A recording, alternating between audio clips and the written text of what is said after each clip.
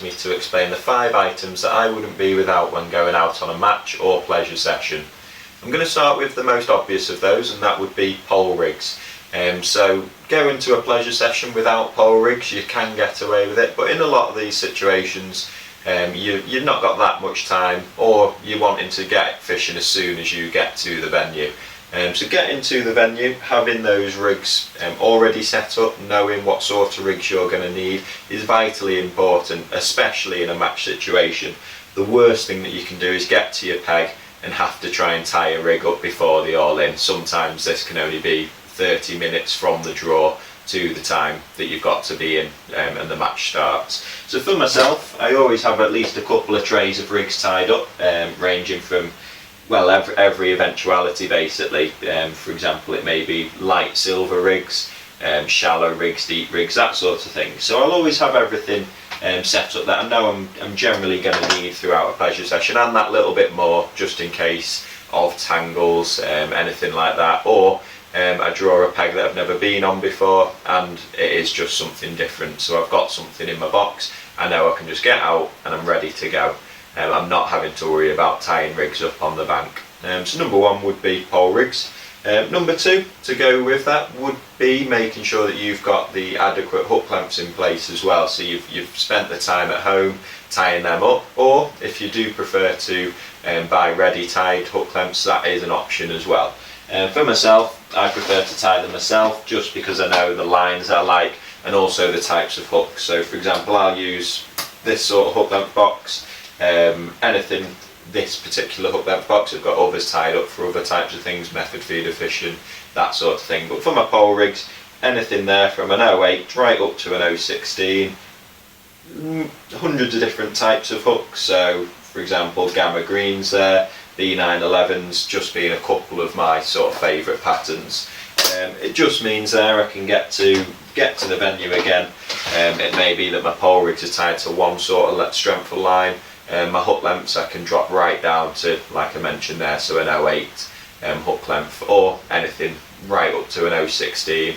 Other hook lengths are tied up even heavier, but generally they are the sorts of ranges that I would use on my pole rigs. So number 2, hook lengths.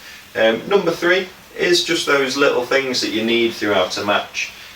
Things like your plummets, your disgorgers, even things like bristle grease, and knowing where they are in your box is massively important. Saves you time in a match, you're not having to sort of root around in your box. So for example, for myself, I know that disgorgers, I've got plenty of them in here. If I drop one in the water, I'm not going to sort of be without for the rest of the match. Things like pole pots, I've got plenty of different patterns of them. In particular recently I have found that these soft pots from Preston Innovations are very good, but then as well as that I do also like to use the Census ones as well. I've got Fox pots in there, Drennan, lots of different makes, but there are a few which I do tend to use at the moment. As well as that, this particular item, so bristle grease, just having that ability of when you're on the bank your rig may not sit particularly well, or you need to just maybe your float takes on water throughout the match. Bristle grease is massively important. It just means you can just add a little bit of that onto the end of your pole float, and it generally just keeps it above that surface tension. So very important for myself. I've not been without that. One little pot will last you years and years. I think I've probably had this now for 3 years or something like that, and because you are literally just dipping your pole float in it, it very rarely would ever run out. So that's number 3, just those little things, plummets, disgorgers that you need in your box, but the main point there being just knowing where they are in your box so that on a session you're not sort of rooting around, you're not unaware of where they are in there. Number 4 is just these little items. So these are new from a company called We Products, but they are just generally skid bungs. Slightly different design. Obviously there always has been the sort of screw in where it's like gel, you screw it and it gets tighter in the section. We Products have came up with a slightly different design. So for example, these are actually spring loaded. 2 sizes, this one for any sections from probably like a number 4 right up to your number 7, number 8 section. So basically stop you getting grit, sand, anything really in the bottom of your pole. This size, slightly bigger, so these are really for like your butt sections. Again, same idea, stops any debris getting in the bottom of your pole, and really just saves your poles, so they're an expensive item. You don't want to have chips in the end of your pole, that sort of thing.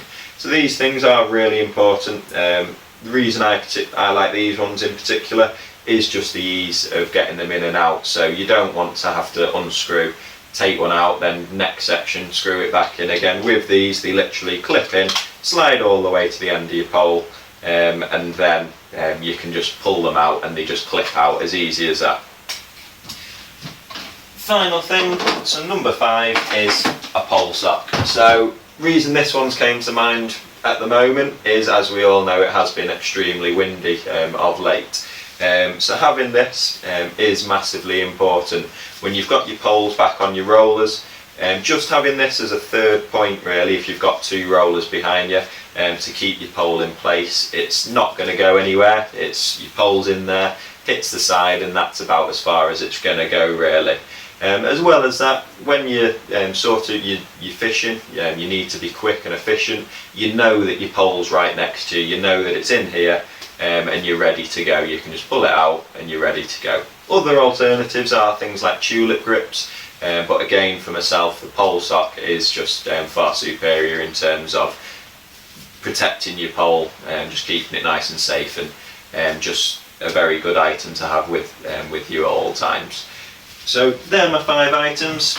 So first thing being pole rigs, then hook clamps, then those little things in your box, your little tiny terminal tackle, your plummets, your disgorgers, that sort of thing.